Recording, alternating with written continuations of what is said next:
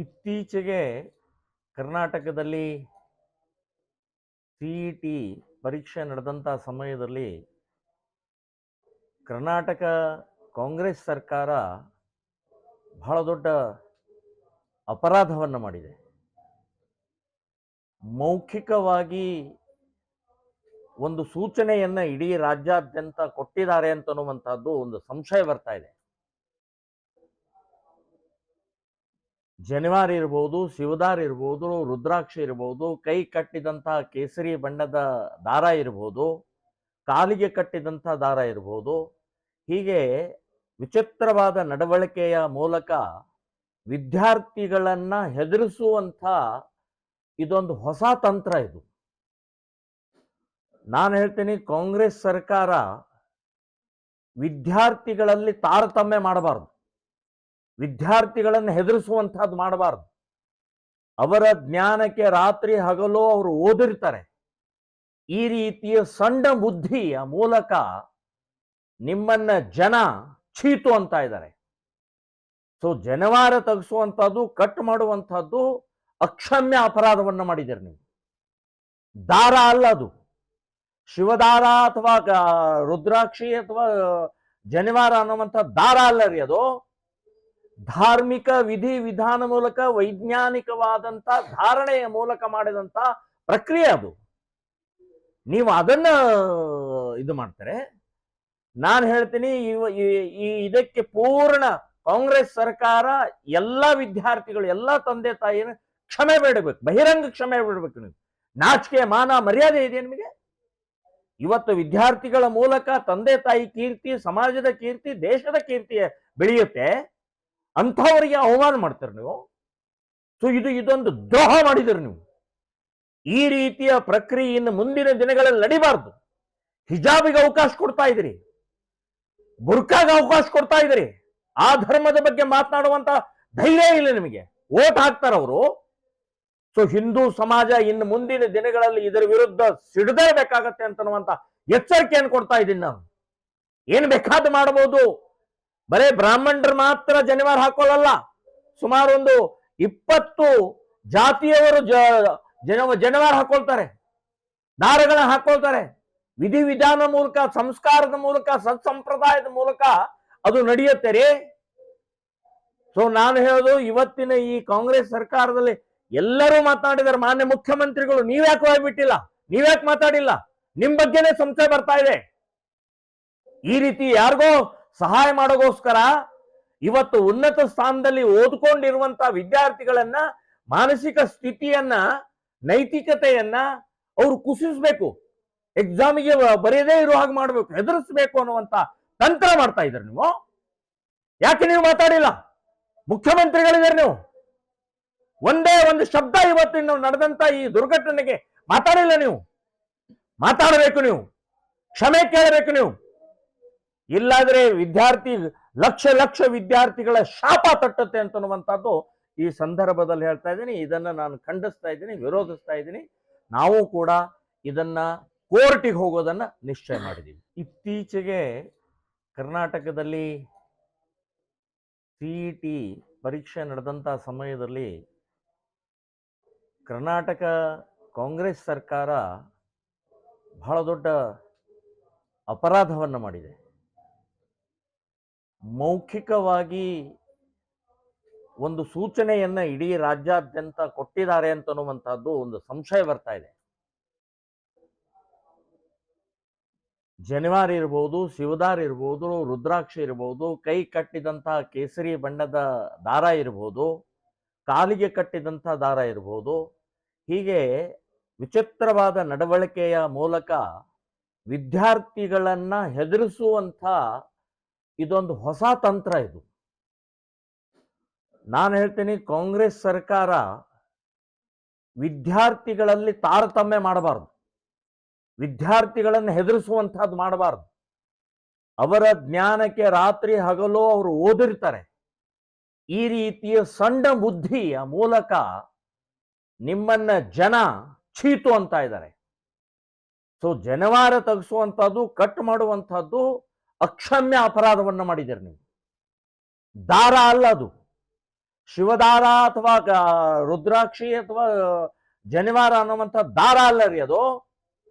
ಧಾರ್ಮಿಕ ವಿಧಿ ವಿಧಾನ ಮೂಲಕ ವೈಜ್ಞಾನಿಕವಾದಂತ ಧಾರಣೆಯ ಮೂಲಕ ಮಾಡಿದಂತ ಪ್ರಕ್ರಿಯೆ ಅದು. ನೀವು ಅದನ್ನ ಇದು ಮಾಡ್ತಾರೆ.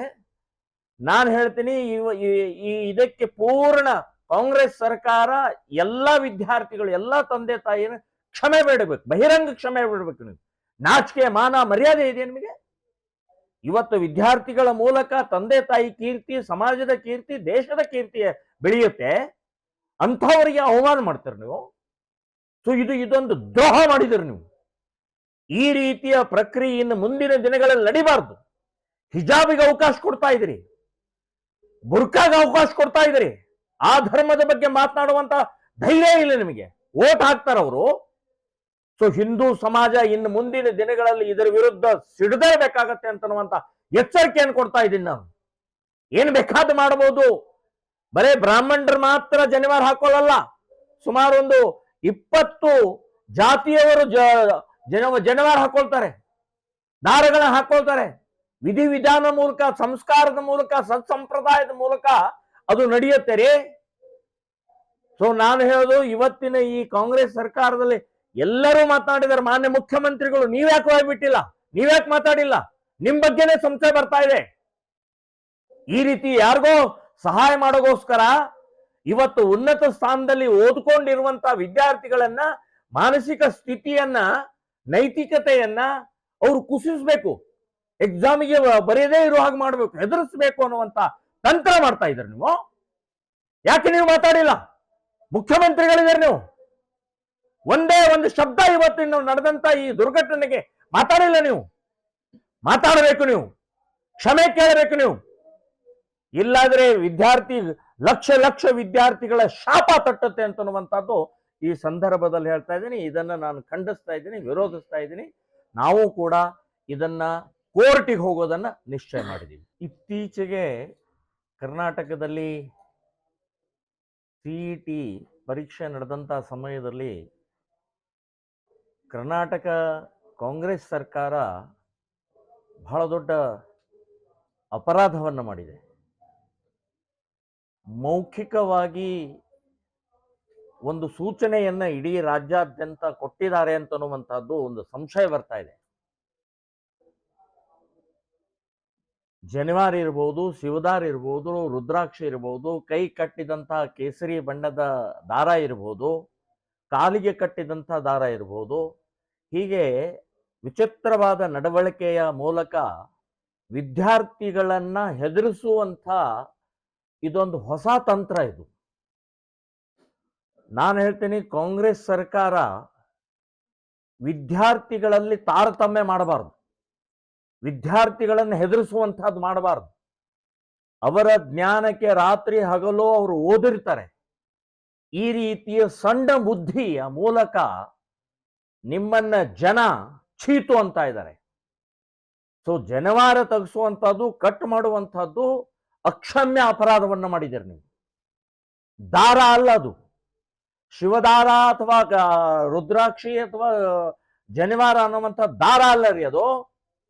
ಧಾರ್ಮಿಕ ವಿಧಿ ವಿಧಾನ ಮೂಲಕ ವೈಜ್ಞಾನಿಕವಾದಂತ ಧಾರಣೆಯ ಮೂಲಕ ಮಾಡಿದಂತ ಪ್ರಕ್ರಿಯೆ ಅದು. ನೀವು ಅದನ್ನ ಇದು ಮಾಡ್ತಾರೆ.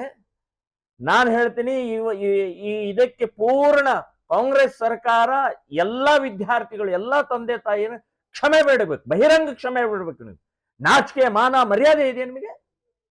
ಇವತ್ತು ವಿದ್ಯಾರ್ಥಿಗಳ ಮೂಲಕ ತಂದೆ ತಾಯಿ ಕೀರ್ತಿ, ಸಮಾಜದ ಕೀರ್ತಿ, ದೇಶದ ಕೀರ್ತಿ ಬೆಳೆಯುತ್ತೆ.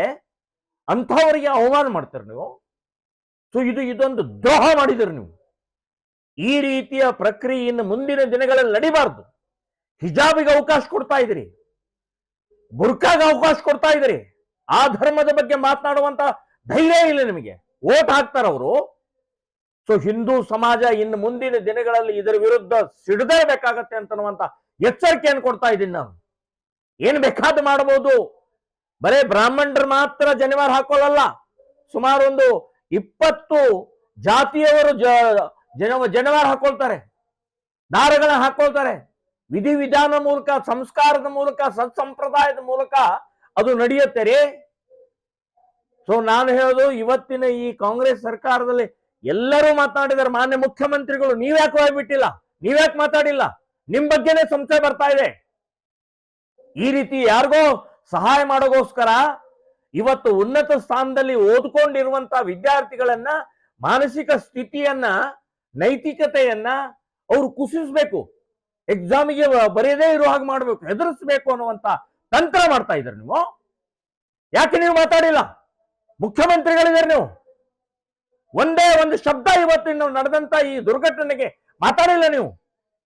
ಮಾತಾಡಬೇಕು, ನೀವು ಕ್ಷಮೆ ಕೇಳಬೇಕು ನೀವು. ಇಲ್ಲಾದ್ರೆ ವಿದ್ಯಾರ್ಥಿ ಲಕ್ಷ ವಿದ್ಯಾರ್ಥಿಗಳ ಶಾಪ ತಟ್ಟುತ್ತೆ ಅಂತನ್ನುವಂಥದ್ದು ಈ ಸಂದರ್ಭದಲ್ಲಿ ಹೇಳ್ತಾ ಇದ್ದೀನಿ. ಇದನ್ನ ನಾನು ಖಂಡಿಸ್ತಾ ಇದ್ದೀನಿ, ವಿರೋಧಿಸ್ತಾ ಇದ್ದೀನಿ. ನಾವು ಕೂಡ ಇದನ್ನ ಕೋರ್ಟಿಗೆ ಹೋಗೋದನ್ನ ನಿಶ್ಚಯ ಮಾಡಿದ್ದೀವಿ.